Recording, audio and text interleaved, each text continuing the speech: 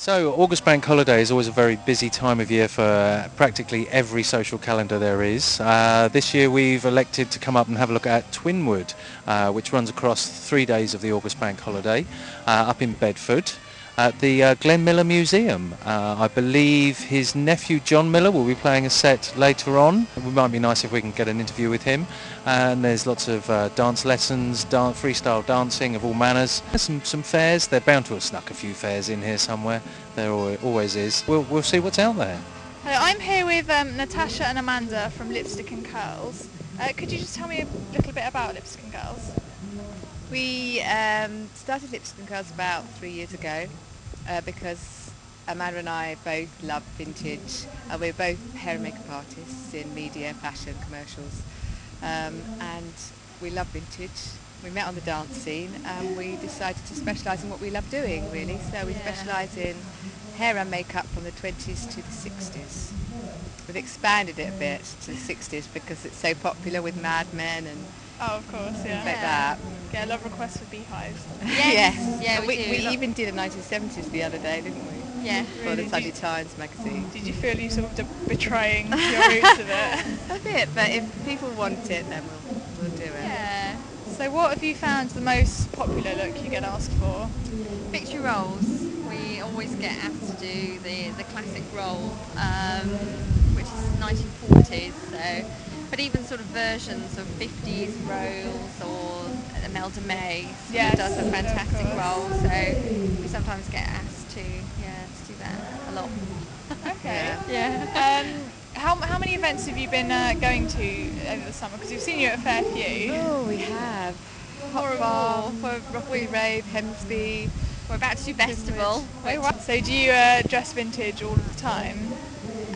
Yes, when we can. Yeah. When we're not working. Okay. Yeah, we have our little kiddies when we're working. Camping festival, but So have you been enjoying Twinwood so far? Yeah, we've been working so much, we've been booked, we're very busy, we're busy this Okay, well thank you very much for talking to us, and I'm sure we're going to see you at lots more events. yes, I hope so. Hope we see you again. Hello, the John Miller Orchestra have just come out on stage, and we're very much looking forward to their set. We've already seen them at the Vintage South Bank Festival a few weeks ago. John Miller, obviously the nephew of Glenn Miller, and he's got quite a resonance in Twinwood because there's the Glenn Miller Museum up on the hill there, and this is where he took his last flight.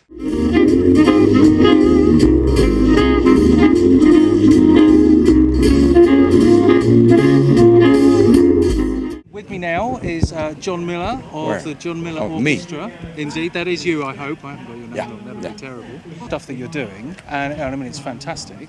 Whether or not you've actually done any of your own compositions at any point? No, Glenn didn't either. Glenn was not primarily a writer. He wrote a half a dozen songs, but he was an arranger. Right. So he played lots of songs and lots of other people's songs. So, but he would do things like I Got Rhythm. Yeah. And he would change it so much as to make it his own. Yes. So you'll never hear a slow arrangement of I've got rhythm, I've got rhythm. Yeah. Except for Glenn's, and it was Right. bo-dip, ba-do-da, Okay. like that. Right. That's what he did. He used a lot of other people's numbers, but changed them so much as to make them his own. Yeah. We play his stuff, but we also play other people's things. Like Glenn and Tommy were great friends, Tommy Dorsey. Yeah. And so occasionally we'll play Getting Sentimental Over You. So we can play virtually anybody because Glenn knew everybody. Right, so you kind of got moral rights on all of that material. You got it. So, absolutely. I'll use that, you know. Definitely. Moral rights, yes. So now we did catch you, I think, at Vintage at South Bank. Yep. So are there any other big events that you're going to be doing later on this year? Isle of Man to do a charity thing over there, and we've got a cracking arrangement of their national anthem, or their anthem. Yes. I guess you've been doing this for a long time. I'm afraid so, yes. Yeah. Well, Yeah. nothing to be afraid about. Yeah, So well, it's fantastic. It could end any second. My ticker could stop, and this could be it, my last That interview. would be terrible. Yeah, Well, kind of a coup for me, but obviously, yeah, not for good for yourself. My band is finished. They're going home. But we've got Ray Gelato, Ben Waters, and Peter Donegan, Lonnie Donegan's son, he's not Lonnie, Yeah, he's Peter. he does his own But- style. So he appeals to Lonnie Donegan's people and his own. It's great. The $1 Million Quartet is going to be here this year. That sounds good. And that's Presley Perkins, Jerry Lee Lewis, and help me out on this. Don't leave me standing here like a tomato. Perkins. I'm lost. Presley Perkins, Jerry Lee Lewis, and somebody else. Somebody else. But to see them, it's like living history. You know those museums with holograms standing there? This is even better. Right. This is like real people, and it's like seeing living history. I think they're down in the West End still. Yeah. And So they're just going to come up for this evening's gig, aren't they came up. They're going to come up and do their thing. Fantastic. Yeah. Well, it was lovely to talk to you, Ben. May catch up with you again sometime. So I don't know why I keep calling you Ben. I've been reading that in my notes. John, that's terrible. I John, know it's quite terrible. well. Yes, that's my Yes. middle name. Right. Yeah. Well, it was very nice to speak to you. Thanks Okay. very much for putting up with us. Thank you, Ralph. I've now met up with a lady called Keeley who runs Discover Vintage. The reason that I noticed her stand particularly is because she has a separate section for the gentlemen, which doesn't seem to be particularly well catered for here. So, Keeley. Yes. Nice to meet you. Hello, nice to see you. Fantastic. Oh, I do like the tape measure around your Yes, neck. Now, this that's has a come practical in very thing, isn't it? handy today. Yes, it has. Yes, Fantastic. yeah. Okay, so I can see you've got some gentlemen's jackets. Yep. And some nice accessories here. Yes. So, do you manage to go for about a 50-50 split, or It's probably more 40 gents stuff, Right. really, Well, to I be guess honest. that's Because it is really difficult to get hold of, actually. You know, to get original stuff, it's quite tricky. But yes, I like to have some men's stuff because the blokes kind of feel a little bit left out at a lot of events, don't they? And they can't kind of get hold of things and yes. looking for a hat, or they're looking for braces or some accessories, basically. So. Production. It's things from the 30s through to the 60s, really, you've but got concentrating on the 40s and 50s. right really. now? I would have thought an original vintage 30s jacket. Yeah. If I were to find one that I liked in your collection, Yeah. it's probably not going to fit me because I'm 6'2". Is that a large problem? It can be a problem, although I've had some fabulous like D-mob suits in good sizes, you know, and so it's just trying to find them, and it's when you get them you're really pleased because then you know you're going to have a customer straight away, basically. So it's always good. It's quite exciting when that happens. So yeah. Okay, so when chaps come into your store, what are they looking for mainly? What's the item that They're always looking for trousers, original trousers actually, which are quite hard to come by, and that's why they're always looking for them. Quite often military jackets, things like that, hats, braces, cravats, accessories, little suitcases, all the kind of normal yes, thing. my collection of little suitcases is I growing know, rather my now. collection of suitcases is gone today. Okay, Keeley. Okay. Well, it's very nice speaking with you. Yes, lovely to I wish see you you. every luck for the rest Yes, of the festival. thank you very much. Thank you. Cheers. There's lots of dancing going on, lots of live bands, including the John Miller Orchestra, who we saw at the Vintage at South Bank Festival a few weeks ago and were marvellous.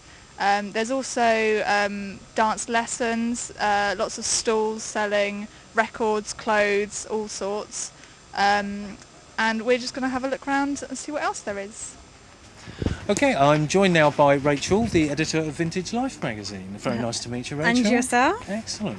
People running around doing reports for We your certainly magazines. do, yes. We've got 3 different venues that we're located in, and lots of the team are running around taking pictures, doing a similar version to you guys, and reporting on what's going on. Probably and a all little higher quality, to be fair, than Oh us. no, I think you might be winning.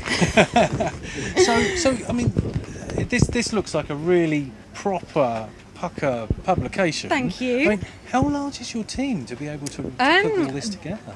There's 8 of us full-time and a couple of part-time, and the team extends to an events team, which we have here. There's 14, I think, of us this weekend, so we have to go out and spread and make sure we cover everything, so that's fair. Busy. So it's just we have used your magazine and your website to find out some things that are going on every now and then. Oh, good. You're on our Glad list to see it work. for checking things. So, but I felt it was though it was quite unfair for us to kind of sell your magazine for you. So this is why I thought, well, I better have a chat with you so that you can like give us from the horse's mouth, so to speak, exactly what your pitch is, because I wouldn't want to get it wrong. That's fine. Well, the whole magazine started because I had a love for 1940s.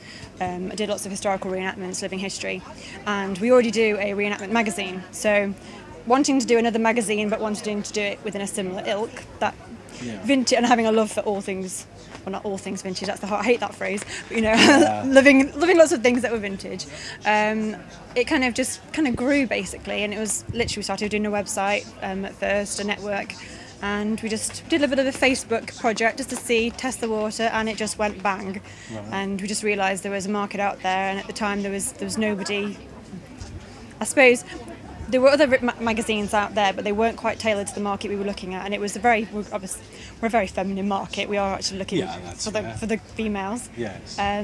But yeah, that's basically what the aim is. It's for the female market, and it's to incorporate vintage life. So basically anything that would people do in their life that's connected to the vintage phenomena, so to speak. Now, I mean, the people that we end up speaking to an awful lot of these events, we find that there are virtually no people that do a little bit of vintage. Yeah, a lot of you are very You're finding that's the same kind of... It's a swimming pool. Once you're in, and you carry on swimming. It's not a case of dipping your toes in it. I think anyone that does dip their toes ends up swimming, so it's very much a case of that. Well, yeah, a lot of the people we speak to are like, well, if I'm going to buy a pair of shoes, they might as well be might as well have the trousers, and I might as well have the top. Yeah. Absolutely. So, and then they end up with all of their wardrobes. Don't get girls started on shoes. As soon as you buy one pair of shoes, you have to have at least another 10. So. Actually, I've got a bit bad. I think up to about 6 or 8 now. Oh, you nearly hit the 10. So, yeah. Peekaboo vintage. I'm seeing gleaming out at here. You're going down the sleazy route there a little bit, aren't you? It sounds really awful. Well, we were actually very lucky to have Billie Piper. She had done a photo shoot in the recent magazine. But I must actually confess and be completely honest. I have had nothing to do with this issue whatsoever because I've just had heart surgery. Right. So I've been out of action for a few months. So the team has been fantastic. The team has come up with this, they put and this you haven't sacked them all. So oh no, very much the opposite way. So they've done a fantastic job, and I'm very lucky to have such a great team, working for me and everything. So. Okay, so you're here for another couple of days then? We certainly are. We're here through till Monday. Hopefully you won't get rained on too much more. Rain, shine, whatever we need to. We'll cope and survive. Excellent.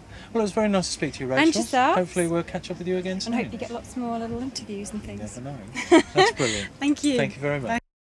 Well, we've had an absolutely lovely day up here at Twinwood. We were discussing whether or not we wanted to hoik all of the camera equipment around and bring you some of the wonderful bands and the dancing this evening. Partly because we've had quite a long day, partly because you've seen quite a lot of dancing on some of our other events that we visited. We think that we're actually going to wrap it up here, take the equipment back to the car, and then we're going to relax and enjoy ourselves for a few hours. If you're not doing anything at all on August Bank Holiday next year, then you should definitely be here. And if you're doing something else, you should consider possibly cancelling it. If you miss Twinwood Farm, you'll hate yourself forever.